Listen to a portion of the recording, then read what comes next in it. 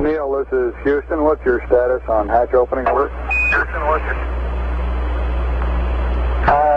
Everything is go here. We're just waiting for the cabin pressure to bleed to low enough pressure to open the hatch. It's about 0.1 on our gauge now. Neil, this is Houston. Over. Neil, this is Houston. Go ahead, Houston. Roger, we're showing a relatively static pressure on your cabin. Do you think you can open the hatch at this pressure, about 0.12 psi? We're going to try it. Roger. I'm going to step off the limb now.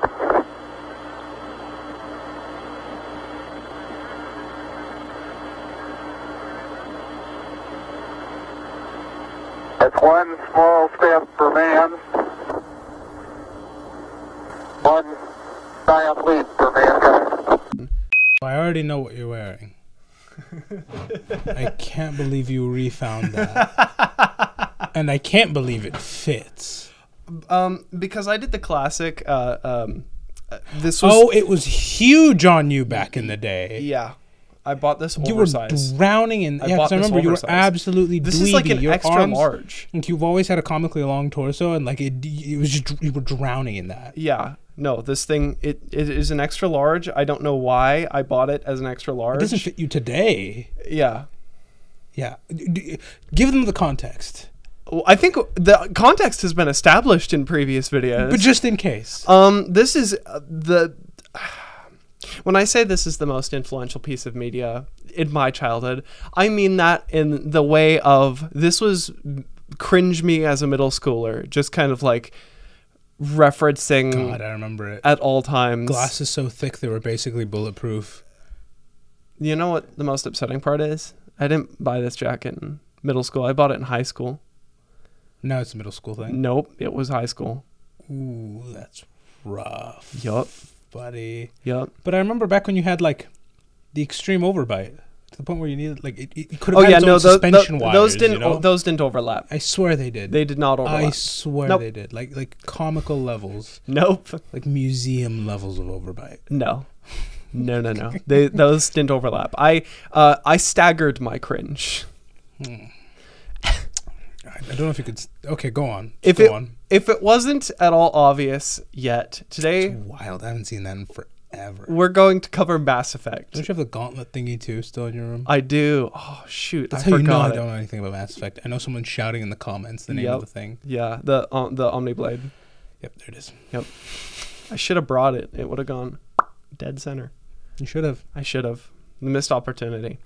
Today we're going to cover Mass Effect, the entire timeline of this wacky universe, and the amazing story of this early 2000s space odyssey. So, without further ado... Huh? I'm Isyander. And I'm Coda. And this Now what happens? is my favorite podcast on the internet. I'm Commander Shepard, and this is my favorite Okay. store on the Citadel. Oh, Sure. you don't get that reference. You never played the game. No. That's me getting my cringe over with very early on in the video. Somebody will get it. So, people who have played the game will get it. Okay, I know people have been guessing it. I've been seeing all the comments, and everyone like they're conspiracy lunatics going, "It's Mass Effect. It's Mass Effect. I swear it's Mass Effect." Well, I left the hint out there when I said this is the me video, capital M, capital E. And yet people were guessing Mortal Engines. Really? There's a lot of ME. You must understand that's real vague. Okay, fair enough. There's a lot of sci-fi that's ME. Like there were so many guesses. I kind of am mad I didn't bring them. Fair enough. Because some were like, I kind of want to do an episode on that. What? How did you get? Okay, sure, why not? But Well, nope, it's Mass Effect. To start, because we have a lot of ground to cover, and just like Warhammer 40k, we have a lot of proper nouns to explain. Oh, if you're into 40k, still watch this. It's great. But the Space Marine playthrough this week. Keep your eyes peeled. Are we allowed to say that? Yeah, we can. We Okay. can say the Space Marine playthrough is coming out next week. Okay. They just can't know when we recorded it. Oh. Okay. Shoot, I lost my train of thought. We have a lot of ground to cover. I'm going to start in the most familiar territory I possibly can. So some of the date categories here may not make total sense right now. Is this a timeline? This is a timeline. I just said I was going to do a timeline. No, it just didn't. I'm going to be here for like 2 hours. No, you're not. Okay. No, you're not. Okay. Well, maybe. Okay. We'll Oops. see. Some of these date categories longer videos. might not make sense right now, but Okay. they will by the end as things become ever more clear. Okay. Cool. All right. Cool, So cool. to start with, approximately 47,000 before Common Era to approximately 500 before Common Era. This is the ancient history of the Mass Effect universe. Are we Common Era or are they Common Era? What? Like, is our time Common Era Yes. or is their time Substitute Common Era? before Common Era and Common Era with BC and AD. Oh. Okay. They're effectively the same stuff. Okay. Okay. So this is 47,000 49,000 years ago. okay. Yes. Around 10,000 BCE is actually where we're going to start. That's what I mean. The date categories don't make sense, but they will later. Okay. Around 10,000 BCE, humans are developing agricultural techniques, and we spark the Neolithic Revolution. Proto-cities begin forming around various like watery areas. You know, the Fertile Crescent, Mesopotamia, the Nile River. That funky stuff is happening. You said the Neolithic Revolution, and I just imagined the most Lucy-looking cavemen. It's only 10,000 put BCE. all over like Les Mis posters. I think the Neanderthals were extinct by 10,000 BCE. Oh, really? Was it just like us but hairy? I think it was just us but hairy. Good for them. I think we were Homo sapiens by then. Pre-Nair, okay. Yeah, just very pre-Nair.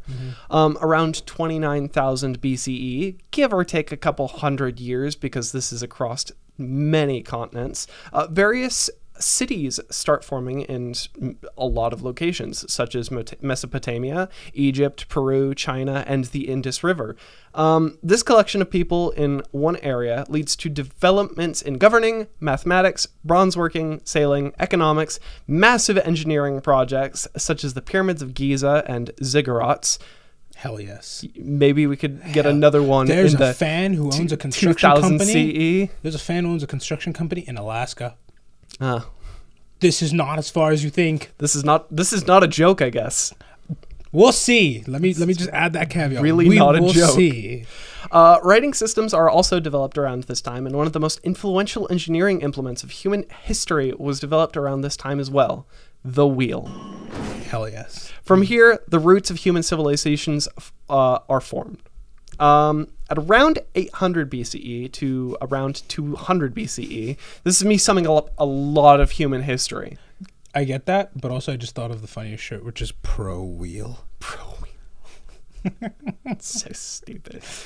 Around this time, the human axial age begins, and from this era, the basis of a lot of human religion and philosophy is built. This is where we have the golden ages of Confucius, Plato, Aristotle, Pythagoras. No, he didn't just have the theorem. And It's a neat theorem. we begin to shape our thoughts on like government, society, and thinking itself. And start asking the big question of why we're here in the first place and what's the big point. Something we've still not answered I've yet. still not completely answered it. We've gotten close. We've gotten very close. There's a couple of different answers. My favorite one is grind. My purpose is to grind. There's so many different. Go on. After this, we're going to yet again move date categories to around 500 BCE to 1 CE, and I like to call this the Empire's blank. We'll figure that out later. And Enmity era. Around 500 BCE, humanity is forming empires now. It's very cool. Yeah. They're not as grand as the massive Roman Empire just yet. It comes a little bit later. But they're still massive, and they're having a lot of wars and a lot of trade. Empires like the Babylonians, the Assyrians, the Achaemenid, the Protheans, and the Sassanians. I learned a lot very quickly. The Greeks aren't the Greeks just yet, but we do have the Athenians, which weren't there for very long. The Romans are also here, but they're up north, and they're just a republic now. They need a couple more years to cook. Okay. Yes. From here, we move on to 1 CE to 900 CE. Year 1 to year 900. Okay. This I like to call the success and strife era of the Mass Effect universe. From 200 CE to about 500 CE, Rome and China keep falling apart and getting back together I again love Chinese history. in various ways. Just Fifth Dynasty, minor war, 50 million dead. New noodle recipe unlocked. A classic. I love it. Like, Chinese population numbers are insane. I saw an apartment complex. Have you seen the... Guess how many people were in it? 1 million. Okay, make an actual guess. I every time, by that's Have you heard about the Kowloon walled province? No. Then you don't know how wacky these Chinese apartment complexes get. That is a real guess. That's a real guess. Okay. That's a Mine real was guess. 30,000 and I was blown away. What's that walled province? If I don't remember the exact population, but it's a lot. Thankfully, you have access to the internet right there. I do have. So we can find out the exact population density of what is probably a cyberpunk cube somewhere. Oh, I have heard of the walled city. I've just seen it from, like, the air. Have you? Yes, population. Oh, it's only 35,000. See? Oh, yeah. And now I can get back on my high horse and say, this is the thing I hate the most. Like, in my head, whenever I ask someone to guess and they guess a stupid high number, they're summarily executed. No. They are like commissar style. The Kowloon walled city, there were so many people in that apartment complex that it might as well have been 1 million people in one place. The one I saw was like 30,000. And it looked just like an apartment. It looks like something out of a cyberpunk thing. It's wacky how much people get packed into one area. I need to visit China. Just to, like, really, because, I mean, the sense of scale you can't get until you see stuff like that and you go, ooh. I mean, think about the average population density of, like, cities in India where the population's, what, like, a lot? That's a different kind of thing. I know it's a different league, but still. And I think China still wins the population game, but I know they they're have so having much a area. They are suffering from the same thing everyone else is, of birth rate cratering. Yeah. Despite them not having the problems we have, I think I'm not an expert on China. I know Japan has a very similar problem to us, and that's they're so focused on grinding that they're not focused on... Well, the problem over here is, like... grinding. No, but the problem over here is a kid is a genuine, like... I don't want to say depreciating asset. I'll just say a loss on the balance sheet. How about that? There is also that. Kids are expensive. Like, kids are pricey as hell over here. That they are. And I think, Japan has the same problem too, of, like, I can't stop working my 80-hour week to feed this thing, and she can't either, so... Yeah, like I said, actually, if I remember correctly... They're too focused on grinding that they're not grinding. No, if I remember correctly, Japan's problem is they can't even get to the point where he and she have to figure out how this works. It's just he, because he has to work 80 hours a week. And she also has to work 80 hours so they're a week. never meeting. They're never meeting. So they are having a different but similar problem. Yeah. Over here, we're at least meeting. It's just... We can't, you know? But over there, I don't think, again, not an expert. It's just too expensive over here. But anyway, let's get back to 500 to 1500 Common Era. Humans enter the post-classical period. Religions rise and fall and spread in this field of time. Trade expands to new civilizations and areas. Kingdoms rise and fall in Europe and the Middle East during the medieval ages. The Islamic Golden Age and the Renaissance lead to massive growths in science, mathematics, and art. And the Black Plague hits humanity really hard. Okay. A classic right there. Well, I mean... A post-classic, actually. Pre-hand sanitizer and wiping was considered optional. Yes. So, yeah. This is like, sewage systems. Yeah, no, you just die. There's no polite way to put it. No. The Thames is just a lot at that time period. You wouldn't want to swim in it. It's just kind of awful. From 900 Common Era to 2157, I'm going to call this the era of human expansion. Hey, that's us. That is us. This is pretty much going to be a classic... you could listen to we didn't start the fire and get a lot out of this era. Just a lot out of this era. But when we talk about this later, when we get to the rest of this, it's gonna be pretty cool. In 1607, the colony of Jamestown is founded in North America. In 1609, Galileo Galilei makes his first observation of the stars. In 1686, Isaac Newton publishes his laws of motion and gravity. What? Sorry, you mentioned the stars. I looked at the sun today Did you? directly through a telescope. Oh, did you? Safely. Yeah, you can do that safely. Yes, we have an observatory. That's cool. And they put all the filters so you could just stare at the sun. And we could see like the whole thing royally. It was so I can cool. just stare at the sun right now. Yeah, but you wouldn't be able to see No, that. I'm joking. Yeah. I'm It was joking. very neat. It sounds very neat. Mm-hmm. In 1775, the American Revolutionary War begins, and in 1776, America signs the Declaration of Independence. We're going to skip a little bit. In 1859, Charles Darwin publishes on The Origin of Species. In 1861, the American Civil War begins and ends 4 years later in 1865. In 1868, DNA is discovered. In 1903, the Wright brothers make their first powered flights. I love the footage of that because it looks so silly. If you ever have the time, please go look at the Wright brothers' first couple of flights. They're available online. A It's clip very of it neat. is probably playing right now. You look at that. It looks very dangerous. Oh, dangerous isn't even the right They also word. only get like 6.5 feet off the ground. It's still impressive, and it's. I didn't put it in here, but in around 1906, the first helicopter was flown. Eh? Yeah. Eh? Yeah. In You're gonna have to elaborate on that. in 1906, the first helicopter was flown. Is this another 5 feet up down? Yeah, this is like a six. It got 6.5 feet off the ground, but they did fly it a little bit of a distance. Okay, that's good. Proving basic concept. I dig it. I dig It also looks a lot different from what traditional helicopters look like now. Okay. Yeah, it looks kind of like a drone actually, just with two props instead God, I of want fours. to get into drone photography so badly. Yeah. I think you need an FAA license to do that now. Yeah, I'm sure of it. But yeah, whatever.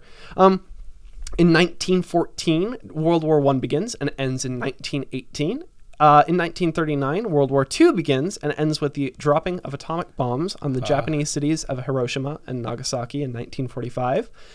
Sorry, I can't wait to see how the kids look at World War II onwards, because I know the way I look at World War I back is so comical. Of like, line up, men, we'll fire, squat, and we'll just keep doing that until they die.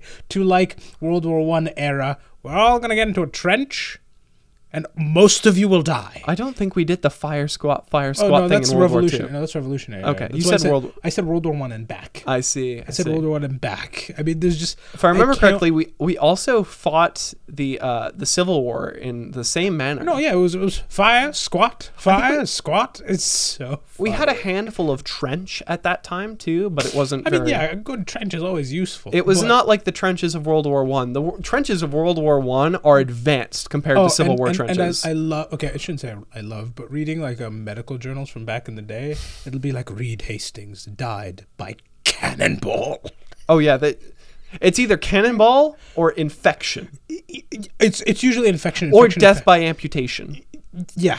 It's always or wolves. Oddly high on the list, wolves. No, it makes sense because you're out in the wilderness. Yeah, so I just can't wait for like the kids of the future to go.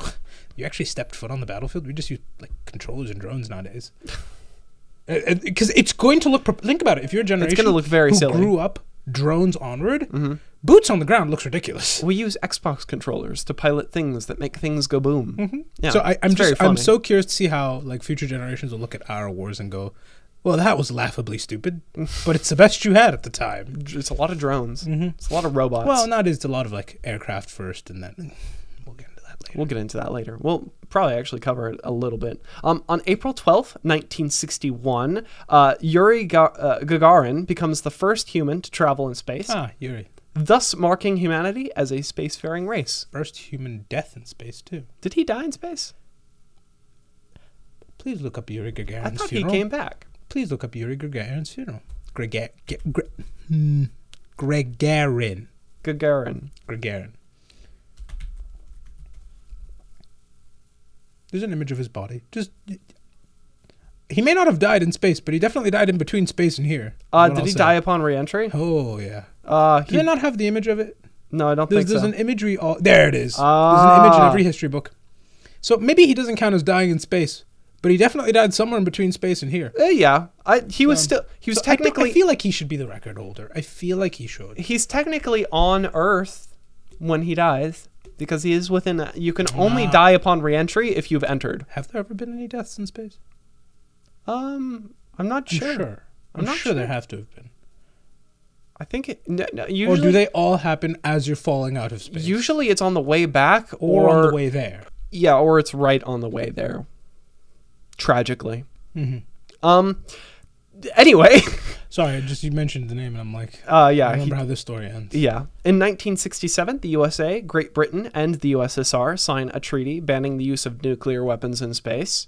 On July 20th, 1969, Apollo 11 lands on the moon, and Neil Armstrong becomes the first human to walk on a celestial body outside Earth. I love the B-roll from that. It's very cool. No, it really humanizes them. It really does, because they're just going to test how gravity works. Bouncing around. They drop the two items. That was actually to prove a theory. No, it was to prove the theory that without air resistance, both things will fall at the same rate. Yeah, gravity operates at the no matter the mass difference between the two objects. And when he dropped it, would you look at that?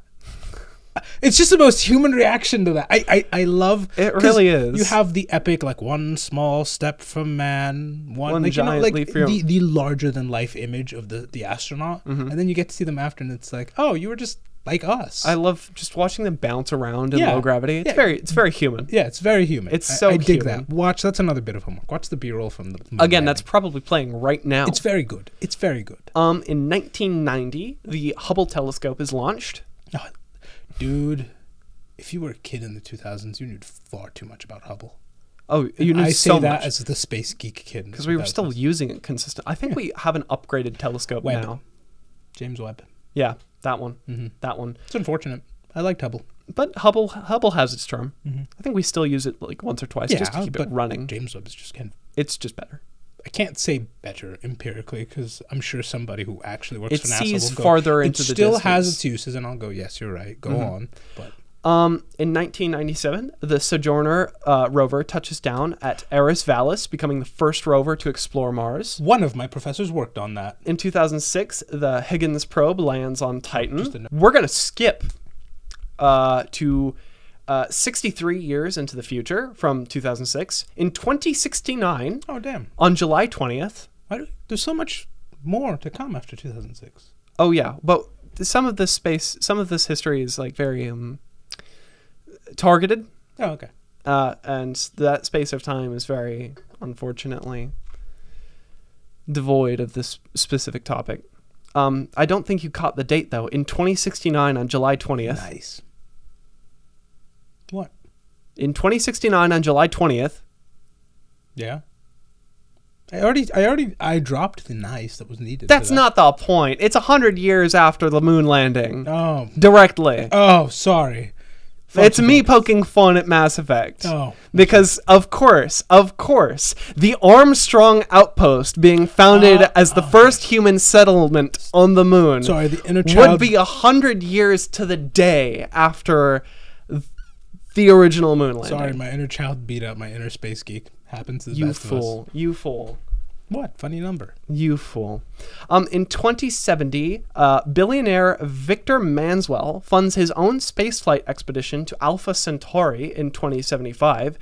The expedition launches successfully, but goes silent very quickly after embarking. Oh, it's an Ocean Gate situation. Okay. It's ish. Okay. Ish. In 2103, the ESA founds Lowell City on Mars in the Eos Chasma. In 2140. Man, we made a lot of progress very quick. This fiction assumes we kept funding NASA. Oh yeah, no, this fiction does assume we kept funding NASA. No, the ESA, the European really Space Agency, that NASA kept getting those checks. If I remember correctly, the European Space Agency hasn't launched a single mission in like 15 years. What we need is some good like competition. What we need is like China to land there and personally rip the American flag out. I promise you now, NASA's budget is quintupling. Yeah, the moment that happens, putting that back. I love America's ability to go, I hate you so much, but that guy spat in my eye. I'm going to get him. Yeah, and so I think that's what we need. So if we want like space to start up again, we need or somebody to launch an object that just beeps and we can all hear it no matter what in space. That's what started the whole space race in the 50s and 60s. Yeah, exactly. Canadians dip our flag in maple syrup. Very funny. In 2143, the Gagarin station is built just outside the solar system and nicknamed Jump Zero as the test bed for faster-than-light science. Mexicans refry the flag. Jesus. If I remember correctly, it's like so solar radiation bleached. Oh, it's now just it's white. got no color. Yeah, yeah. Which is very funny. There's nothing there to protect it. Yeah. But it's the point. There's- It yeah. is the principle. No sitting president would hear that and go, not make a speech the next day. We're going back. Yeah, we are going back to the moon. NASA's budget quintupled. We are absolutely going back. Actually, no, it's a Space Force thing now. That way they get the military budget. Oh, That's what you're would right. happen. Oh, God, you're right. Like, the flag is at stake now. Oh, God, Tell you're me I'm so wrong. right. No, you're right. In 2147, a new element called Element Zero, very original name, is discovered in very trace amounts on the surface of Mars. Speaking of Mars, something big happens in 2048. Humanity discovers a data and technology cache from an ancient race of space aliens called the Protheans on Mars. This leads to a discovery of mass effect physics, technology for faster than light travel, thus making the Gagarin station completely useless, and it does reveal the location of something called a mass relay just outside the solar system. Oh, neat. Yeah, very, very neat. A year later, in 2049, it's revealed that that mass relay... 2049? I thought we were 2069 plus. You mean 2149? I mean, do mean 2149. Okay, because I was going to say, are we jumping around now? Because I thought we No, were we're not kidding. jumping Okay, around thank just you. yet. Thank you. In 2149, it is revealed that Charon, Pluto's moon, is actually not a moon, but a very large space station, yes, that's no moon, called a mass relay. According to the translated Prothean data, when activated, the mass relay will send any capable space vessel to another system with its own mass relay. Oh, indeed. Humanity activates the relay, and John Grissom leads the first team of humans to go beyond the solar system and venture through the relay. The mission is an absolute success, and they end up in a place called the Arcturus system, 36 light years away. In a split second. That's neat. The system's alliance is chartered by the largest 18 nations on Earth and becomes the leading military and exploratory group of humanity. Are you trying to figure out which are the top 18? Yeah, 18. I'm just running through the list right now. So I I got the big three, like USA, Russia, China, right? Brazil would be up there. Canada would be up there. Yeah. Right? UK would be up there. This is a universe where the European Space Agency is still... Oh, so do you think the EU would just be folded in? I think the EU might be folded in there, or But they've taken various that European... really reduces the number of countries we can use then, because like the EU's one. It may just take... And then we still need... Instead of the EU as a whole, it may just take those European nations separately, and that makes might a fill lot out the more rest of the sense, because 18. I'm thinking, I know India has a space program and they're huge, right? Yeah. Japan throws stuff into space all the time. Do the Aussies do that? I feel like No. I feel like vast uninhabited areas of Australia would be the perfect place to throw stuff into They're space. too hot. Oh, too hot. They're too hot. Okay, that makes sense. So maybe the Australian space program? Maybe. Someone will let me know. I don't know if there is one. the Genuinely top 18 nations, I'm or shy. the 10. largest 18 nations are not mentioned specifically, which these are. So Okay. Oh, so this is 100 years from now, so who knows? this is 100 years from now. America could explode. It doesn't. Not It doesn't. 100 years. It doesn't. There's a point in one of the games that takes place in Vancouver, British Columbia. Oh, okay. So Canada at least still exists, and I assume the U.S., because it's right next to Washington. Yeah, I assume the U.S. is fine. probably. In 2150, the Systems Alliance begins immediately getting to work surveying distant celestial bodies for colonization, such as immediately they find a place they nickname Terra Nova. Aha, New Earth. Because, of course. To be fair, it's such a good name. It is a good name. It is a very good name. In 2151, humanity begins constructing a massive defense fleet and space station in the Arcturus system without having met anybody just yet. That also very human. The paranoia of, oh God, something is going to get me. I mean, to be fair, if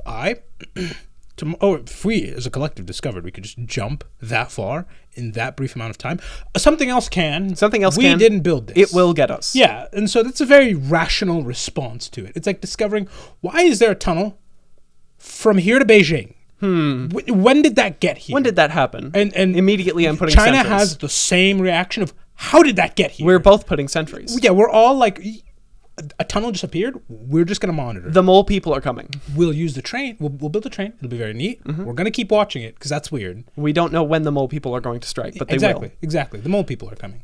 Also in 2151, The Earth is like a hollow kind of a thing. Have you ever seen that hollow Earth theory? I love Where the it's just Hollow Earth Jurassic theory. Park in there. I've seen the Hollow Earth theory developed by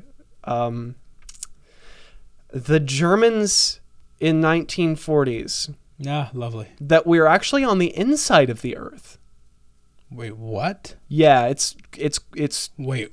Oh, their theory is we're within the Earth. we're on the inside of the crust. Okay. Yeah. All right. That's good. Mm-hmm. Not all of them are rocket scientists, it seems. Nope. Or phrenologists. Those are your two routes as a German. In In that time period. 1940s. Like, yeah. Phrenologist or Or rocket scientist. Yep. Yeah. Also in 2151, a disaster at a Singaporean international spaceport exposes hundreds of people to dust form element 0. 30% of children born in Singapore after this incident suffer from really, really weird cancers. Like, Are we talking like the cool, like superpowers kind of a situation? Or is this just cancer? I think for now it's just cancers. Oh, That's all we know about it. 30%. 1 in 3 chance you get weird cancer? Yeah. That's horrific. At birth, too, right? Yep. That's horrific. It is horrific. Not good. Very not good. In 2152, humans settle colonies on the planets of Demeter, Eden Prime, and Terra Nova. Good names. 2154, a second element 0 exposure incident occurs. Okay, we really need to keep this thing under control. We're really bad at it. In 2156, the Arcturus headquarters of the Systems Alliance is completed and finally inaugurated as the capital of the Systems Alliance. How is that stuff not just kept in like the middle of nowhere? How does this keep happening? Sorry, something that 30% chance we discovered of this cancer. new thing, and it's how all our engines work. Ow. Yeah. Rat. This is leaded gasoline all This over is leaded again. gasoline all over again. Yep, okay. Yep. It's also discovered in 2156 that some of the children exposed to element 0 in years previous are exhibiting some very minor telekinetic Oh, abilities. there we go. They're the superpowers. Now it's all worth it. Keep the exposure going. New date range discovered. First contact. In 2157, humanity makes first contact with its first intelligent alien race.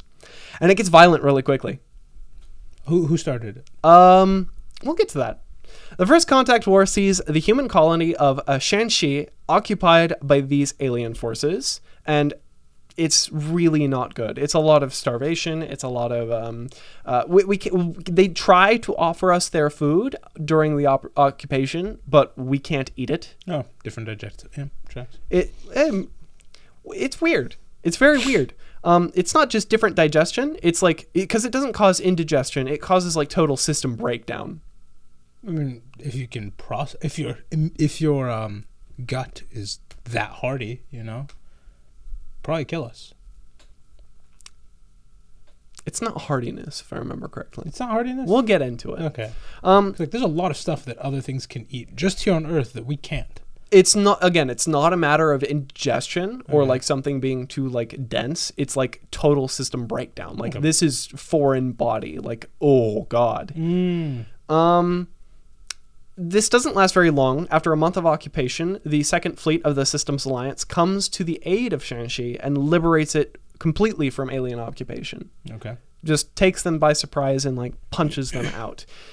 Before tensions are able to rise to a full-scale war, humanity is contacted by a group by the name of the Citadel Council, revealing to humanity an existence of a massive galaxy-spanning community, and through them a peace is brokered between humanity and the now-named Turians. Oh, I know these ones. They did it? Yes.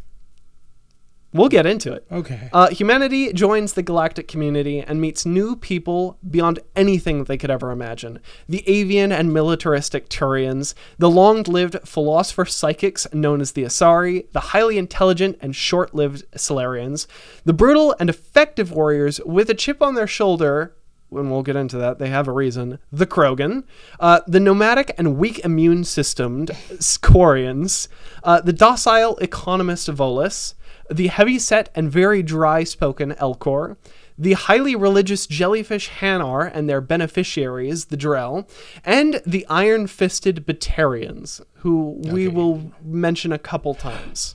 Oh, I have played one Mass Effect game. Yes, you have. It's Andromeda. Oh, God. Yeah. The worst one. That's where I started, and then I was like, wow, this is a terrible series. It's kind of terrible. Andromeda is the worst. And now I've discovered it's not a terrible series. It's just that one game. It was a really exceptionally bad. It looked pretty at times, though. Here's where we get a little bit sketchy.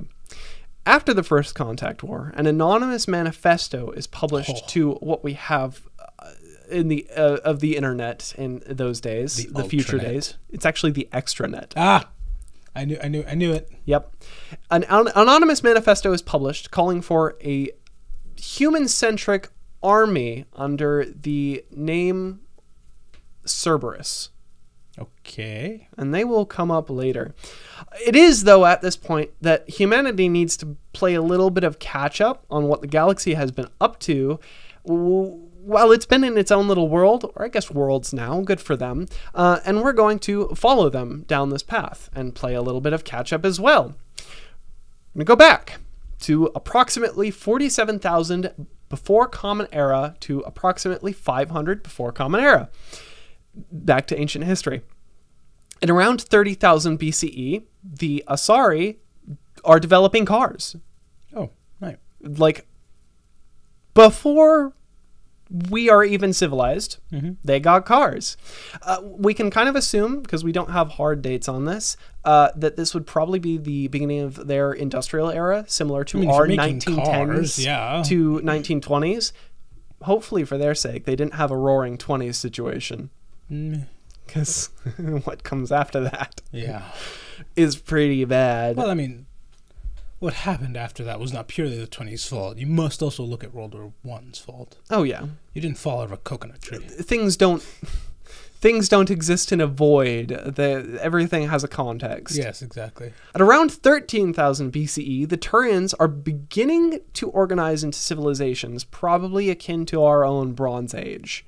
So they've got a lead on us. Okay. If the Asari have a lead on us, but they've got a lead on us. This is about when we are doing our whole Neolithic era. In around 1900 BCE, the Krogan enter their nuclear age and experience the bad ending. Oh. I can guess what this one is. They Mad Max themselves completely. At around 1800... Shot of Oppenheimer crying. Yes, exactly. At around the time that we're experiencing our axial age...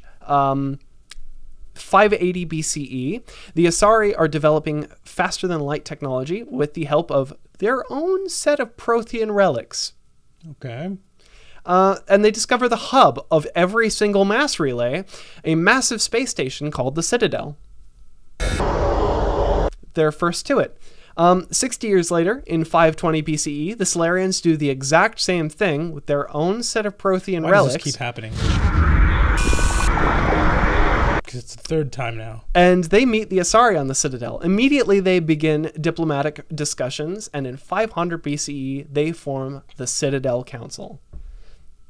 Now, 500 BCE to 1 CE. We're going to fill in some of the blanks. Empires, embassies, and enmity.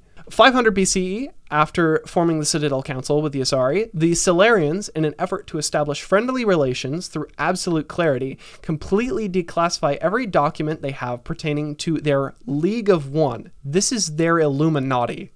Okay. The League, now exposed, respond by assassinating every single member of the Solarian government's inner cabinet. Okay. So Okay, sure. this whole diplomatic organization is not going very well for them.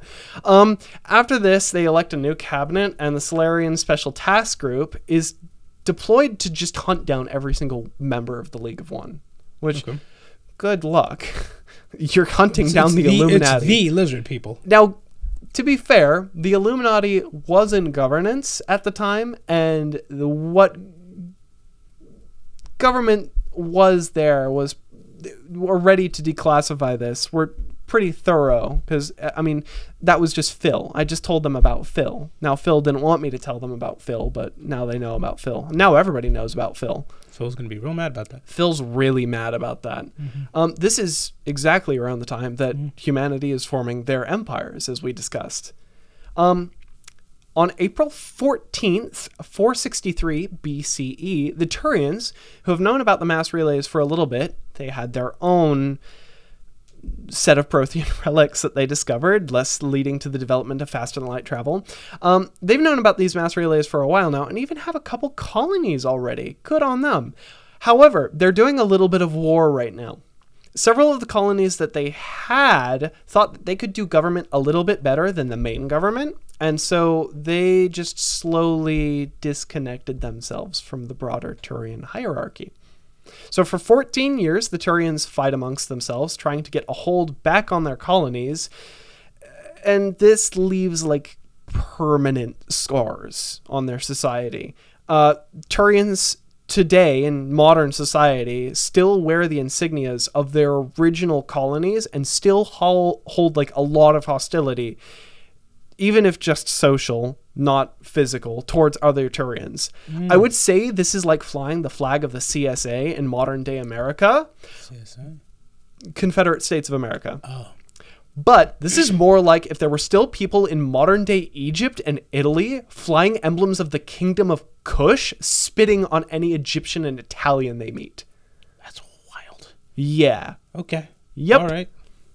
From 300 BCE to 1 CE, the Citadel Council continues making contact with many more species. The Volus, who develop the interstate commerce of the entire galaxy through the Unified Banking Act, establishing the Galactic Standard Credit and granting Volus status as the first non-council residents of the Citadel with an embassy all to themselves. The Batarians make first contact and are also granted an embassy. The Asari discover the Elcor and help them develop FTL travel and discover where their mass relay is so that they can get into the Citadel. And within an Elcor lifetime, they have a consistent trade route with the Citadel and are granted an embassy. What's an Elcor lifetime? I think if I remember correctly, it's around the same as ours. Dang. Yeah. Okay, so this is like those people who went from like agriculture to the space race. Not necessarily agriculture to the No, but I space mean that race. level of leap. Yeah, it was that a level of relative huge technological leap leap for them. Yes, absolutely. To be fair to the Elcor, their planet has like the gravity of like 8G. It's got like 8G standard. Oh, okay. And they also, I will show you a picture of them. They look like big elephants, and they socialize like them too. Oh, where they have like multitudes of small herds running around, and so they don't really have like a centralized, like, they have like a meeting point at two ends of the equator, but they're not really big society. Yeah, they're makes sense. small groups. Makes sense. Yeah. They also meet in very quick succession the Hanar and the Quarians, who are also later granted embassies on the Citadel. From this point, we're going to move on to the time span of 1 CE to 900 CE, the Success and Strife period. In 1 CE, the Council discovers the Rachni behind a dormant mass relay. The Rachni immediately begin aggressively expanding into Council territory. Negotiation becomes completely impossible because the Rachni nests below the surfaces of their homeworlds are too toxic for anyone to traverse through. Yeah, it bad, and they are expanding very quickly, really quickly. Invasive spiders. Big invasive spiders with a networked hive mind. Okay, that's worse. That's terrible. Yeah, it's kind of awful. Okay. Oh, and who also understand faster than light travel. I hate it. Yeah, I hate it. It's bad. The Rachni Wars continue until about 80 CE, when the Solarians, who had been keeping a very close eye on the currently mad-maxing Krogan, make first contact and uplift them very quickly to their own technological level. The scientists said, "You're now on our tech level." Okay. The ones who mad-maxed fair, themselves. Good solution. Very good solutions. To the spiders. The Solarians' logic being that if they can survive the permanent nuclear winter of their homeworld of Tachanka, maybe they can help fight off the hostile environments of the Rachni homeworlds. So, yeah, it does work. The Krogan in 300 CE, around the time that Rome and China keep falling apart, succeed in annihilating the Rachni completely. They're declared extinct. The Krogan were effective. And for their help, the Krogan are given a new homeworld from which their population absolutely explodes. After the Rachni Wars, the Citadel Council outlaws just the flippant activation of any dormant mass relay, requiring a council approval and oversight of any activation of an unknown relay from this point on. It worked out this time, but you can't keep doing that. It didn't work out this time. We need to stop doing that. Oh yeah. From 300 CE to 700 CE, the Krogan, who haven't had the time to completely develop as a society after their sudden uplift, and who were pretty much brought from Mad Max to, whoa, I can travel faster than the speed of light, and I have bigger guns than I could ever imagine, begin to expand massively, securing colony after colony. This leads to concerns amongst council members and to the formation of the Special Tactics and Reconnaissance Branch of the Citadel Council. In the year 693 CE, a Solarian named Bilo Gurgi, which is a very Star Wars-ass name, of the Solarian Special Tasks Group, employs the unorthodox strategy of using 30 innocent civilians to bait and lure out and then assassinate a political dissident. Speaking on the matter, I knew they'd survive. Possibly. For this act, he is immediately pardoned and is appointed the first Spectre of the Special Tactics and Reconnaissance Group. I mean, come on. He's built for that. That just tracks. You almost killed 30 people. Almost. You now operate above the law. Almost. And answer directly to 3 people. It's that almost that's holding it together. Around this time, we're doing the whole Renaissance, Islamic Golden Age, medieval, all that fun stuff. The Black Plague, it's very fun. In 700 CE, after the end of the Rachni Wars, the Krogan begin leveraging their social cachet and power to annex territory from other actors in Citadel space for active colonization, eventually annexing some Asari territory and settling on a colony they already had on a planet called Lucia. The Asari demand that they leave their colony immediately and settle somewhere else, to which the Krogan ambassador, named Overlord Kredak, counter-offers to the Asari, if you want your colonies back, go ahead and take them. Just try it. The Krogan rebellions begin. Who'd have thought? Who'd have thought? Who'd have seen this coming? During the Krogan rebellions, like literally right after they begin, the Turians make first contact with the Citadel Council, and nearly immediately the Volus accept a position as a client to them, offering them their economic and logistical services in return for their military services and defense. Perfect timing. Very perfect timing, and almost the perfect combo. You guys are the logistics and money guys, and we just need to go fight some things, and we're really good at it. Easy combo.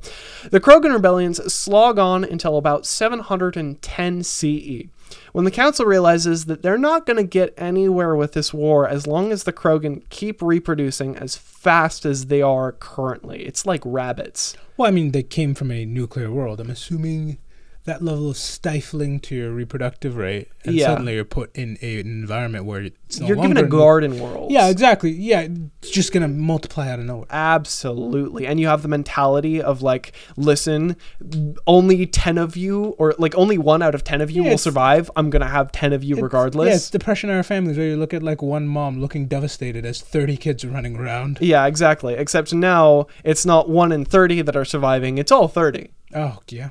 Yeah.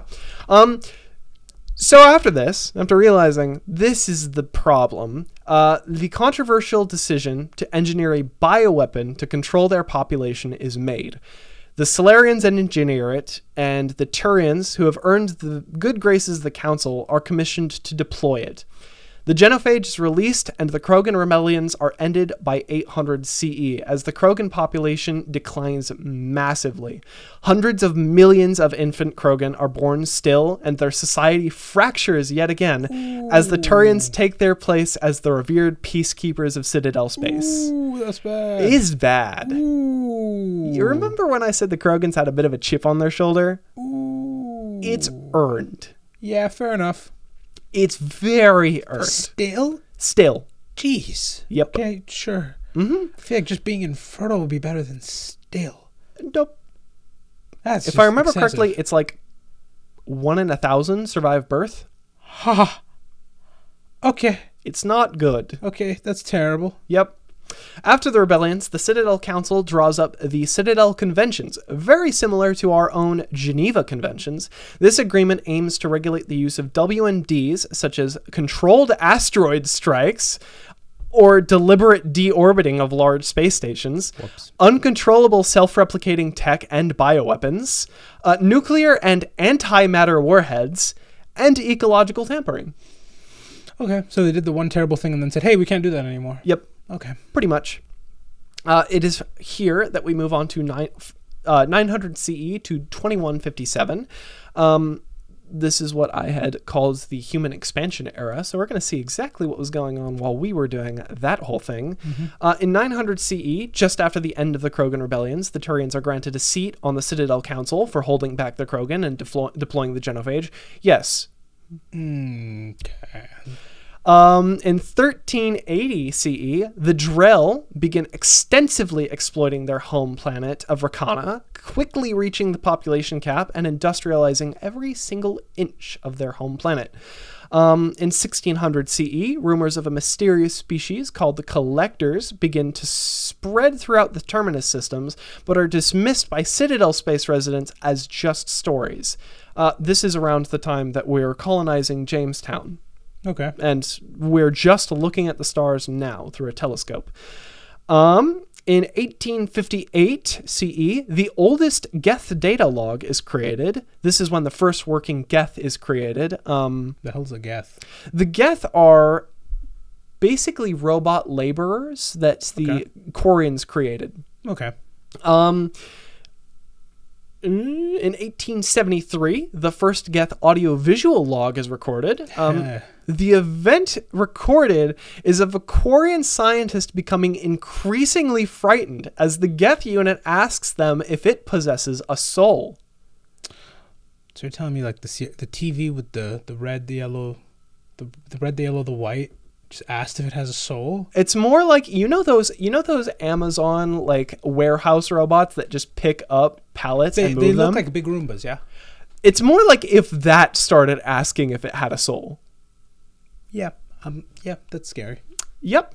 It's around this time in 1880, or it's around the time of the 1880s that an upstart Asari named Arya Talok arrives on the terminus capital station of Omega and becomes one of the station's top enforcers. Okay. In 1895, the Geth War begins and ends. That was it? In 1 year? In 1 year. After becoming increasingly more self-aware, the Geth continually inquire of the creators the nature of the creation, and in response, fearing a complete uprising, the Quarians begin dismantling and destroying them en masse, all but securing the inevitability of that uprising. The Geth, being a networked AI at this point, are able to systemically drive the Quarians from all of their worlds. Oh, the Geth won that fast. Very fast.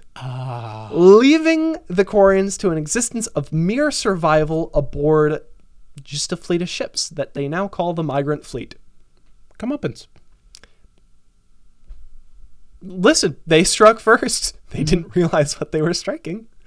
After this, for creating an illegal AI, because that was illegal up to this point, and even if it was an accident. I love how this is a continual theme in all media. Mm-hmm.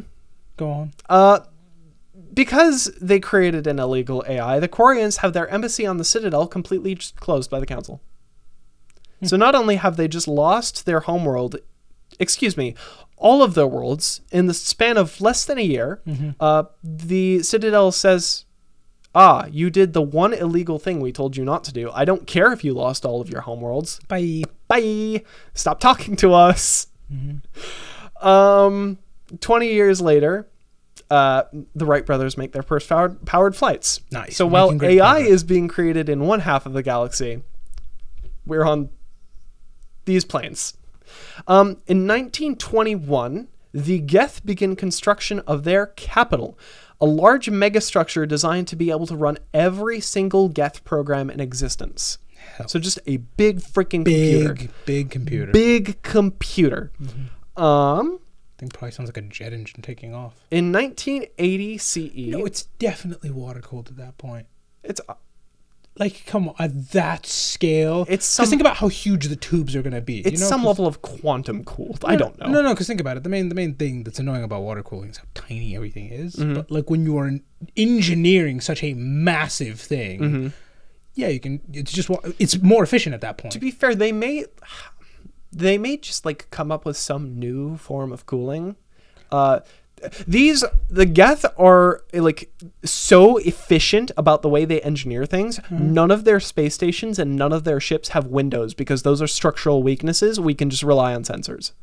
That's so cool. I think I found my favorite ones. The networked AIs? Yeah, that's so cool. The Geth are kind of cool. They're really cool. In 1980 CE, the Drell make first contact with the Hanar. At this point, they've completely poisoned their homeworld.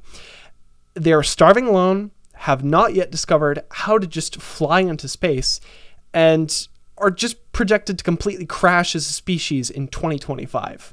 Ooh. It's not looking good for them. The Hanar, seeing this after having made first contact, come to assist and help around 375,000 Drell emigrate to their own homeworld. Okay. The population of Rakana at the time was 11 billion. The rest of them died. That's tough. Yeah. Only 375,000 of them were able to get off. That's deeply endangered. And not only that, the Drell grew up on a very arid and deserty homeworld, and they have moved to the homeworld of the jellyfish. The watery homeworld of the jellyfish. Yeah, that's a problem. Their bodies were not built for this, and immediately a disease called Keprel's syndrome starts ravaging some of the Drell. Yeesh. Yeah. The poor Drell. They not in a good way. Also in 1980 CE, Arya T'Loak completely assumes control of Omega. What's the capital of the Terminus systems. The unregulated... The Citadel doesn't have control of this space. The Terminus systems are wild. It's the Wild West. Okay. Yeah. And now that we are pretty much up to speed on what has been happening outside the human world for the last several thousand years, we can kind of recontextualize some of the things that have happened during First Contact and move on to future dots in history. Yeah, no, we're like all in one year. We're in one... Everybody's on the same page now. Yeah. What was known to the humans as the First Contact War was known to the Turians as the Relay 314 incident. After the Rachni Wars, intergalactic society was on high alert when it came to aliens coming through dormant relays. So when ships started flooding through one such dormant relay in Council space, the Turians assumed it could be only one of two things: ne'er-do-wells engaging in high crimes against the Council, or a Rachni-level threat. So they fired upon those coming through the relay to stifle their growth before contacting the rest of the Council, just as a policing or preventative measure. So it's not the most ideal thing, but, you know, hearing about the Rachni Wars and what that did, the whole now Krogan fiasco that they needed to deal with after that, it makes sense why the First Contact War happened. Still not good, but that's what happened. Now that we're on a synced time scale, in 2158 CE, humans learn about biotics as a subject. I assume through exposure to the Asari, who are highly biotic. Suddenly, interest in the children exposed to element 0 and previous disasters spikes, and around 10% of the exposed children show some form of biotic predisposition. Okay, so wait, is this like the 30% who have cancer, 10% of them could? Yes. Or is this like of the 100% total pool, 30% could get cancer, 10% could get powers? Of the 30, the other 60% just wind up normal. I think it's of the 30% exposed. Oh, so you have 10%. a 3% chance to get powers. Yeah. Well, 3.333. Mm-hmm. Well, no, that's not how math works. It's a 3% chance. Around a 3%, because it was 30%, not 3.6666667%. Yeah, so it should be 3%. It's about 3%. Yeah, wow, those are astronomically. I wouldn't. Yeah. There's we'll get into it later, but there's an incident that occurs, and it puts into the scale just like how uncommon this is. In 2159, the Systems Alliance buys and converts the Gagarin Station to a biotic research and training facility. In 2160, the Systems Alliance Parliament is formed, so now it's not just a military exploration organization. It's a whole government. It's a whole government now. Also in 2160, the Biotic Acclimation and Temperance Training Program, the BAT, is set up on Gagarin Station to keep prospective biotics from harming themselves or others. This doesn't go well because later on, one such subject does just accidentally kill the lead director of this. Yeah, but that's later. In 2163, the Alliance secretly begins highly illegal AI research. Nice. Very nice. The first experimental biotic implants, called L1s, are used on some of those prospective biotic humans to not a large success, but proving a concept. They're able to lift, like, their toothbrush from a distance. Okay. Maybe like a cinder block at most. So psychic cinder block could still kill you. So. It could still kill you, but, you know, it's not as good as those Asari over there who are able to lift whole people. Oh, yeah. Without crushing them. Yeah. Several more element 0 exposure incidents occur, resulting in even more humans born with biotic predisposition. Again, only 30%, or 10% of 30%. So 3%. So 3%. A rumor about a Leviathan of Dis discovered by the Batarians spreads, though no Leviathan is found in the Dis system. So that will just be ignored. That's not important right now. Not relevant. In 2164, an assassination attempt is staged against a Volus ambassador by a human extremist. The man claims to act on the side of a radical human political party, but when no connection is found to the party, he is declared a paranoid schizophrenic and imprisoned for 21 years. Okay. In 2165, humanity continues to expand and gain space, trade power, and political influence. And in recognition of their growing importance in the galactic community, we're finally given an embassy to the Citadel. Nice. Which is very cool. We've finally got a place in the world. We have a spot to send emails and ask for passports. Just after this, an Alliance vessel is assaulted and looted for antimatter by terrorists. Only one of the assailants is captured and claims loyalty to Cerberus. Oh no. There's not a Toyota pickup that runs on that, isn't there? Maybe. Okay. Just maybe. In 2167, new L2 biotic implants are developed and used on human biotics, making them stronger than what L1s could ever do, but causing a lot of casualties. Okay. People would either go insane, become immediate paraplegics, or just die, and on the lighter end of things, get consistent migraines. Okay. In 2170, the human colony of Mindwar is assaulted by Batarian slavers. Okay, Mindwar. Yeah, less happy. That's a terrible name. Yeah. Mindwar. Okay, go on. Yeah.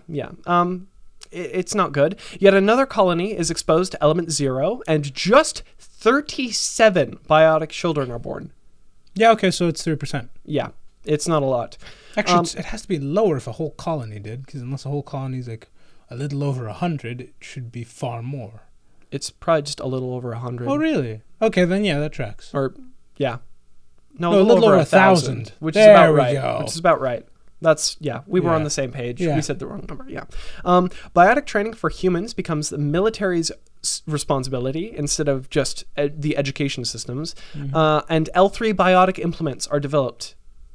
They don't cause the same problems the L2s did. Neat. But with the same strength. So we're just up. In 2171, the Protheans withdraw from their embassy after the Citadel Council refuses to limit human expansion into the Skyllian Verge, a contested area of space along the human-Batarian border. But more on the human side, like, I'll be honest, this isn't like my human bias. It just is in the human territory.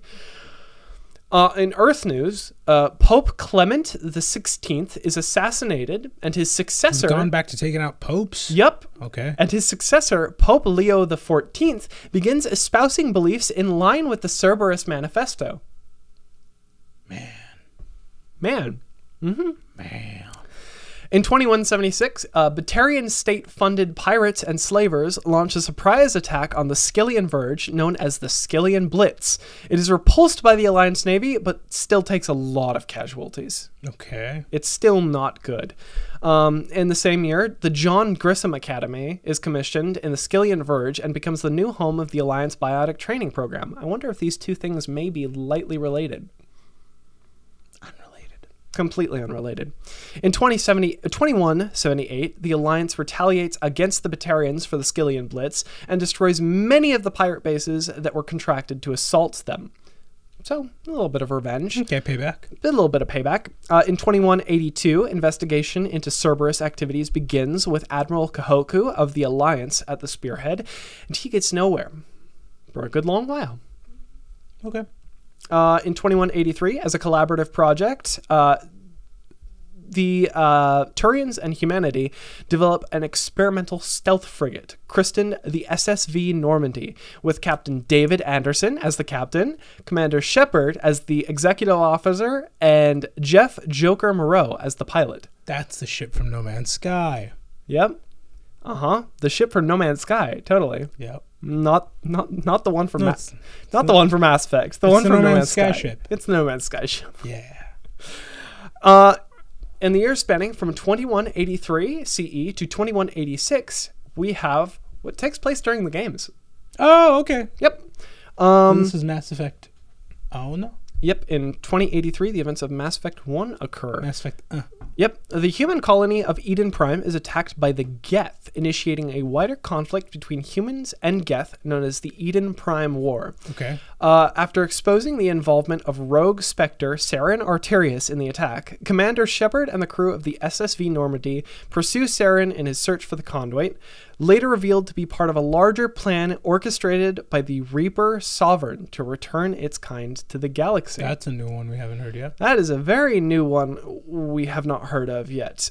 During an assault on a planet Vermeer, where Saren Arterius' base was, Commander Shepard has a chance encounter with a living ship named Sovereign. This Sovereign's kind of... Living in the Geth sense of this is a bunch of sensors that's alive, or living in like the living ship kind of way? It's confusing. Okay. It's not necessarily known how much of it is organic and how much of it is synthetic. Oh, this is true meld. Okay, I see. This is just a frightening...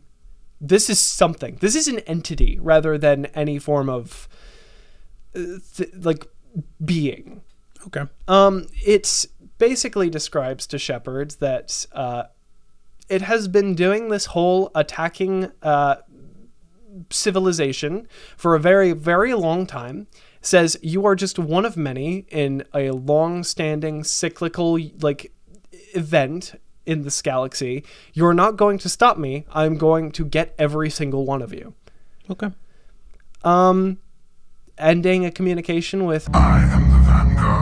destruction. Nice. Confident. Very nice. Very confident. After this, the SSV Normandy gets grounded at the Citadel as Commander Shepard reports some of these findings to the Council. And the Council does not want Shepard to pursue Saren any farther because he's now in the Terminus systems, the lands they don't control. To which Shepard says, "No, I'm just going to go anyway, and you can't stop me." Recommandeers the SSV Normandy and follows Saren through the legendary Mu Relay to where the conduit might be. While this happens, Sovereign and the Geth assault the Citadel, and it's pretty catastrophic damage. And also, the Council had not really accepted any of Commander Shepard's findings about the Reapers. They pretty much wanted that story to shut up. It instantly dispelled the moment Sovereign showed up to the Citadel and started assaulting it. Yeah. The thing that you keep that it's real. It's real. Mm-hmm. Now, they don't listen to Shepard when Shepard says this is a living ship with the intention to kill all of us. Mm-hmm. However, they do say, "Oh, that was a ship. It was just a Geth dreadnought." Okay. Yep. Mm-hmm.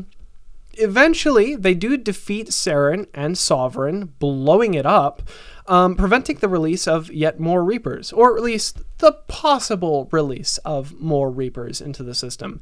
The Citadel Council is irrevocably changed by all of this happening, and a human spot is added to the Council. Nice. Later in the year, the Normandy is mysteriously destroyed while hunting down leftover Geth, and Commander Shepard is declared KIA. Okay. Yep. 2 months after the Battle of the Citadel, Galactic Society is still pretty shaken up by what has happened. But as I said, the Council kind of keeps Sovereign's true intentions and nature under wraps. Okay. While also not discussing why it wanted the Citadel so bad. No reason.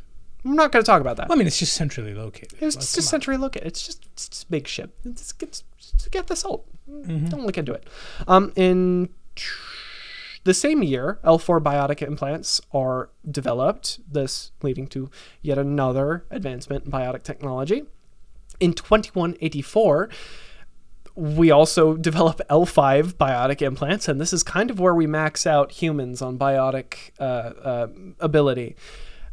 Also in the same year, several human colonies just begin disappearing for no apparent reason. Okay. Not the buildings itself, just the people. Oh, just people vanishing wholesale? Just people vanishing wholesale. Oh, this is that one colony that just vanished. And we still don't know what happened. They're just gone. They're just gone. Okay. Just gone.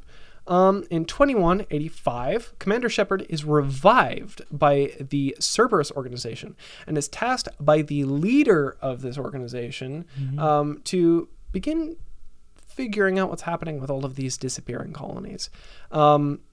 Because they're pretty much all in the Terminus systems, and the Council won't deal with them, but... That's where I recognize Cerberus from. Yep.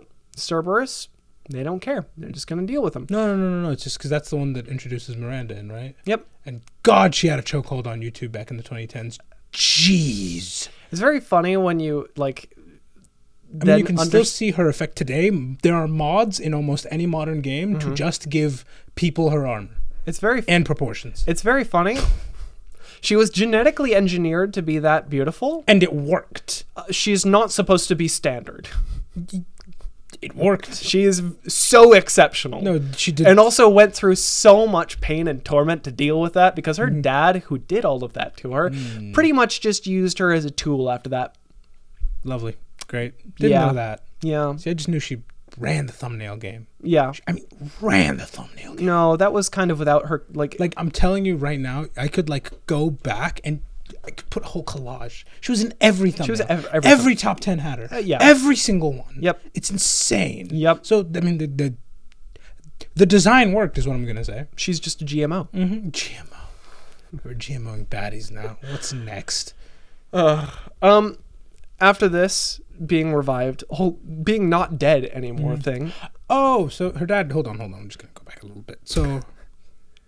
So her dad basically just used her as like a spy to get into places, honeypot style. Pretty much. Because she was hot enough to just get anywhere. She was also a biotic. Oh, okay, that wasn't mentioned. She's pretty much... She was engineered to be the perfect... you will get me into any room I need to be. Oh, she went through it. Yep. Oh, she went through it. Mm-hmm. It's... Okay, I see what happened here. This was a process of taking a normal person and turning them into a Kardashian with laser eyes. Okay. Exactly. Yep. Pretty much exactly. Yep, I see. That's brutal. That's rough. Yeah, no, not good for her. Not good for her. After being revived, Shepard engages on a large journey to figure out what the hell is going on with all of these lost colonies. Also, hold on. We're just going to gloss over that. You can revive people now? This took a lot of money. Okay. This took a lot of money. Okay, because you just said that really casually and yet slipped past because you immediately mentioned Cerberus, which reminded me of Miranda. But you can just revive people. Like, this is Borderlands style charge my credit card. This is not Borderlands style charge my credit card. This took trillions of dollars. Ooh, okay. All right. All right, sounds good. But the leader of the Cerberus organization, the Elusive Man, really wanted Shepard because he thought that only Shepard would be able to figure out what is going on with these disappearing colonies. Oh, I remember him too. He was all over. Oh, dude. Blue eyes, right? Yep. Like, I mean, neon blue eyes. Yeah, like neon lit up blue eyes. Yeah. He's got some form of, like, robotic implants. Something's going on there. Yeah. Shepard pretty much ventures around the galaxy trying to figure out what's happening with these disappearing colonies. Discovers that... remember how I mentioned the collectors earlier? Yeah, they weren't a rumor. They were pretty much just like snatching colonies in the middle of the night, and that's what's going on here. Yep. They discover the collectors, pretty much go on the hunt after these collectors while picking up various teammates along the way, some recurring characters, some very new, including a Geth. Nice. Who's very inspired by them. Huh. You'll notice that this it's a hive mind. How is that one disconnected? Did they just find one? This is one that kind of went on an exploratory like mission, and so they're kind of their own isolated. Here's the thing about Geth is they're networked, but also like each individual Geth is not the body that they inhabit. The body that they inhabit probably plays host to around 700 to at max 1,000 Geth. Oh, so this is a combination of 1,000 Geth who are all kind of on the same page. It's kind of like, you know how AI networks are like neural nodes? Each Geth is a node. Okay. And so the more nodes there are, the more smart they get. Okay. Then that's how they work. So this Legion character, the one that's very inspired by Shepard, one, has a big hole in their chest and also like decided to repair that with one of Shepard's armor plates. Oh, he's a fangirl. He is a fangirl. Okay. Yeah. During this massive mission, Shepard visits a lot of places, including the inside of a really, really, really, really old destroyed Reaper. They pick up a IFF tag off of that because at this point they've realized that the collectors are not just their own thing. They are agents of the Reapers operating within the galaxy, whereas they're outside at the moment. So they're a bigger threat. Okay. Yeah, they're a bigger threat. As much as the Council doesn't want to listen, yes, the Reapers are out there. Okay. They are doing big things. All right, and now that puts us at 3. That puts us at around 3. Okay. In 2186, Commander Shepard is court-martialed after using an asteroid to destroy the Alpha Relay near a Batarian colony. The nearby planets are destroyed by the detonation, and hundreds of thousands of Batarian colonists are immolated. Yeah, not a good look. Commander Shepard claims this was to prevent a Reaper invasion, but the Council has doubts. At this point, Cerberus is performing more outwardly aggressive maneuvers towards the galaxy at large. For example, the Omega Station that was under control of Aria T'Loak and was kind of the main hub of the entire Terminus systems just gets invaded and occupied by Cerberus using weird experimental technology. It looks really similar to what the Reapers do to things. So, okay. 6 months after the destruction of the Alpha Relay, it's time. The Reapers begin their invasion of the galaxy, starting specifically with Batarian space, but because the Batarians were kind of very insular again, they'd withdrawn their embassy a long, long while ago. They weren't chatting with Citadel space. The Reapers just kind of flood through them. There's nothing They that run. they can do. Okay. They Okay. just run through them completely. It's a startling pace. They overpower every single military in between Batarian space and Earth. Oh. Okay. They just beeline it. Okay. It's at this point that Mass Effect 3 does start taking place. Along the way, along Shepard's journey, after escaping Earth as it is actively being invaded by Reapers and is taking the brunt of their assault, Commander Shepard meets a living Prothean.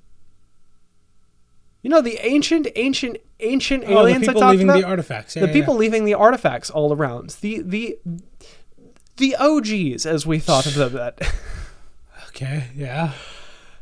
We're going to go back again to approximately 68,000 BCE to approximately 47,000 BCE. It's a big range. The Prothean rule. We don't exactly know where Prothean civilization got its start, or even when they became a spacefaring species, but we do have artifacts of them as far back as that 68,000 BCE range. But when they do become spacefaring, they pretty much immediately begin conquering and assimilating every other spacefaring race in the galaxy to fight a hostile machine intelligence in a conflict that they call the Metacon War. I assume that's what the machines were called, is the Metacons, which sounds very Transformers-y, but in the time of their rule, the Protheans had become aware of and were actively studying the primitive races of the time, such as the Asari, the Hanar, the Quarians, the Turians, the Solarians, the Rachni, and lastly us. Neat. They got to see 50,000-year-old us. Protheans around this time were also grooming the Asari to become a new client race to their own. Remember how I said they assimilated everybody? They saw the Asari and said they have potential. They just started slightly uplifting them. Not in the same way that the Solarians did the Krogan. Just a little bit. Just a little bit. They would Giving kind them of a head start. get a little bit. They would give them light treats of technology and advice under the guise of... They basically did the funny conspiracy theory we have about like all world religions where it was just aliens. They did that. Okay. Taking the form of the Asari goddess Athame and just feeding them stuff. Okay.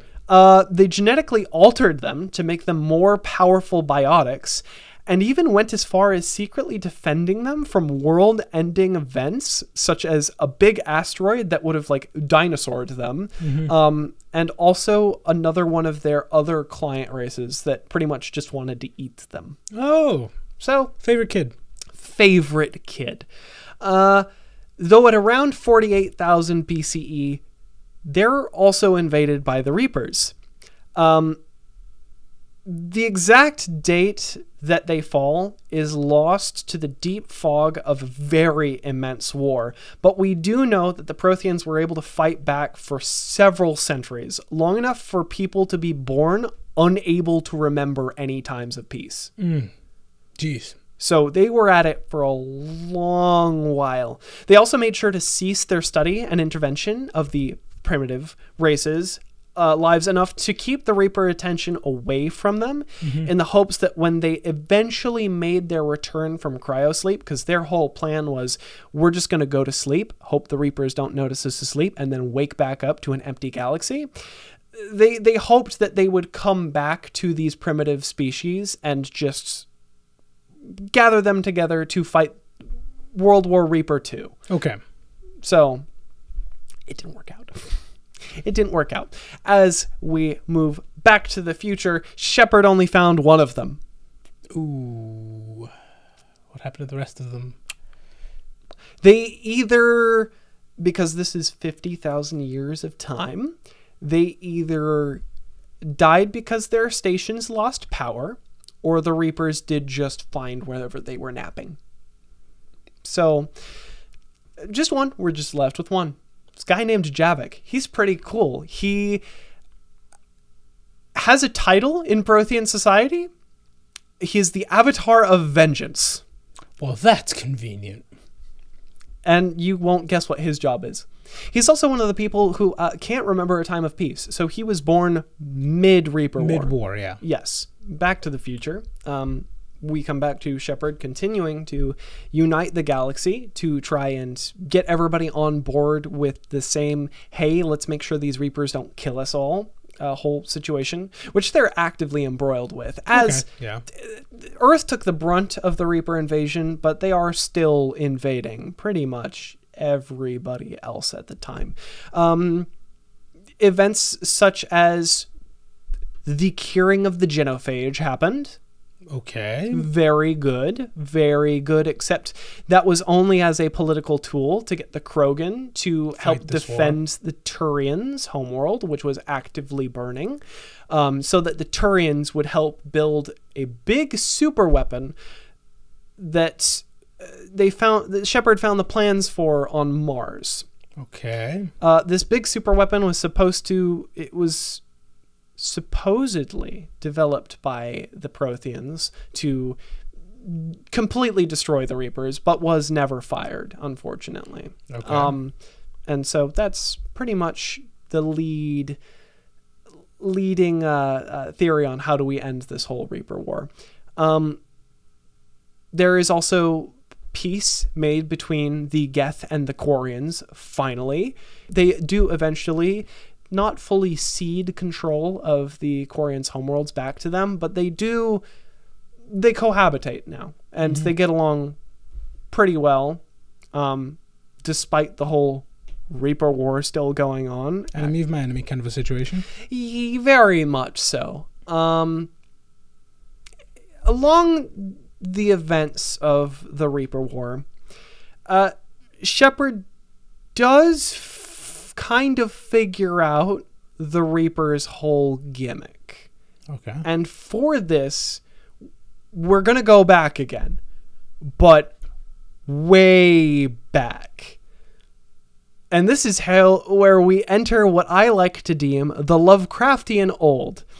1 billion years BCE and beyond. So within this period of the Lovecraftian old, we are introduced to a new species called the Leviathans.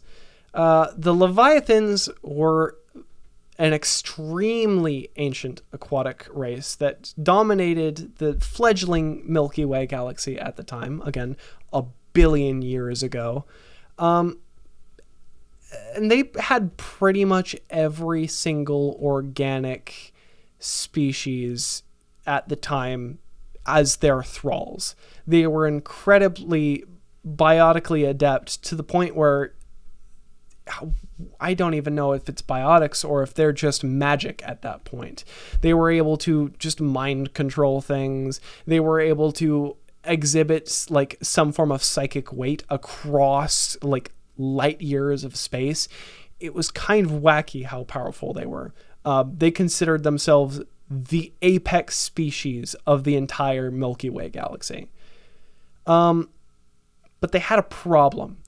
They really enjoyed the liberties of having every single organic species in the Milky Way galaxy at their fingertips. But they discovered or realized over a large span of time that eventually organic species would create synthetic robots that would eventually uprise and destroy their organic thralls. And because of this, they decided to make the stupidest, but I don't think they just understood how far-reaching the ramifications of this would be. They decided to create another big synthetic AI that had the single directive of preserve all sentient life coded into it. Okay. And this is totally not going to backfire at all. Okay. From this, we get the Reapers. I see. This AI that they created to preserve all life observed the same thing. Organics just create synthetics that eventually Kill them. destroy all organics. So the Leviathans AI came to the conclusion that if it harvested and synthesized every organic species in a form of fusion with that synthetic life, that it would fit the definition of preservation technically. I see. So they immediately began harvesting every single Leviathan they could and turned them into the first Reaper, Harbinger. Some of the Leviathans survived and ended up hiding out. They were still very powerful, like, psychics at that point, so they could hide themselves very well. They did the thing to themselves. Yeah. They created a synthetic that, Yup. Yep, okay. Yep. This kind of just continues on while they look on upon their creation doing it. The Reapers come back every 50,000 years. I guess that's around the time they determined that organics would create a synthetic form of life. They were right. They were right. And they would just come in, harvest a new species or several thousand species and turn themselves into a Reaper that cataloged that civilization in a synthesized bit of life, leaving the fledgling, less advanced species to continue to grow. This leads to the next period of time that I deem just the endless cycles. This goes from 1 billion BCE to approximately 68,000 BCE. Oh, just where we see it's the same things over and over again. The Leviathan of Dis is killed and probably, yes, this was actually real. The Batarians kept it hidden because that's how they are, I guess. It was killed in 37 million BCE by, I guess, some species engaged in its own Reaper war, fired a mass accelerator round that shot through that Reaper and it left a scar on a planet that it eventually hit. Large enough to, like, you can see it from space. Huh. Yeah. Okay. With the Leviathan of Dis kind of just being left in the orbit of a specific planet. I can only point at dots here in the endless cycles. The Asian R10 race are presumably harvested in around 298,000 BCE. The remnants of the Thoi Han and the Inusanan are discovered on the planet Ilos, where the Inusanan, I guess, had a colony. By the way, the Inusanan were to the Protheans what the Protheans were to us. So even they had their own, they picked up technology from somebody else. This just keeps happening. This just keep happening. The mass relays in the Citadel themselves are creations of the Reapers to bring all of civilization into one place so that they're more easily harvested. This is a massive undertaking that goes on for hundreds of millions of years. Countless tens of thousands of races, not lives, entire species, and advanced civilizations are hunted down and culled from this mortal coil in this period of time. The Leviathans and their ramifications on the entire galactic history are far, like, it's huge. This is an entire, like, millions of years. It's like if the asteroid just hit loops. Yep. Just kept on landing in, I think, New Mexico? I think that's where just kept dinosauring people. Yeah, I think that's where it landed. Yep. And we just had the strange urge to keep building New York in the middle of New Mexico. Well, yeah. New York's not even that populous. It'd have to be like... It's more like if the asteroid Delhi? kept hitting New York and we kept building New York on top of New York because we discovered New York below our New York. No, that's what I mean. But yeah. Again, it'd be like... I think New Delhi's the most populous city. Is it? It's either in India or in China. Those are my two guesses. That does make sense. So pick one. But, yeah, it's all been Reapers the whole time. And now we see why they're so scary and wacky. After discovering this, we do eventually complete the Crucible during the Reaper War, but after assaulting Earth, we don't know what happens. Oh. We eventually get the Crucible to where it needs to be, and it is fired, but we don't know exactly what happened. And this is me kind of obfuscating the end of Mass Effect 3, where we have choices. Oh, and all of them are canon? We don't know which one's canon. Well, in the new game, didn't they say they will respect any and every choice? I don't know, because in Mass Effect Andromeda, it takes place in Andromeda. Yeah, on purpose, so that you don't have to. You don't have to deal with that. No, and it's not my problem. the trailers for Mass Effect 4 that we have seen have not talked about this at all. We've just seen very fun animations. I swear they said somewhere that somehow all of them are canon. Maybe I don't they know did. how. If they did, I'll leave it in the notes right here as we wrap this up. But yes, we just don't know what happens after that. The final stand is made against the Reapers, and Commander Shepard makes the last decision when it comes to the Reaper War, be it fire the Crucible or let the cycle continue. That's as far as we know. Okay. There is an ending where you don't fire the Crucible at all. You just leave it be and the cycle continues. Oh. And the ending cutscene is just like a leftover data cache on Eden Prime that just says, hey, we did this thing. These guys are going to come back every 50,000 years. Do something about it. Break the cycle at some Break point. the cycle, please. We couldn't. Mm-hmm. So, yeah, that's kind of the end of the timeline so far. Grim. Very grim. It's grim. Again, a full billion-year cycle every 50,000 years. I'll be honest. It looks very utopian from the outside. It's grim. It's very grim. Okay. Well, because it looks utopian for this cycle. Yeah, until the cycle ends again. I still can't believe you unbenched that hoodie. I'm shocked you have it. I am shocked you have that. I just there are little N7s in there. There are. That's just amazing. I discovered this in storage a week ago before filming this video. Oh, divine intervention. Divine intervention. Okay. This it was written. People will be asking for you to wear that more often. Oh God, I'm not doing that. It's for this video and this video only. We will where it's see. Completely relevant. As always, thank you so much for watching. Stay tuned for next week, a regular episode, as well as we're going to be trying our first playthrough of a game. And we'll see what that's like with Space Marine 2.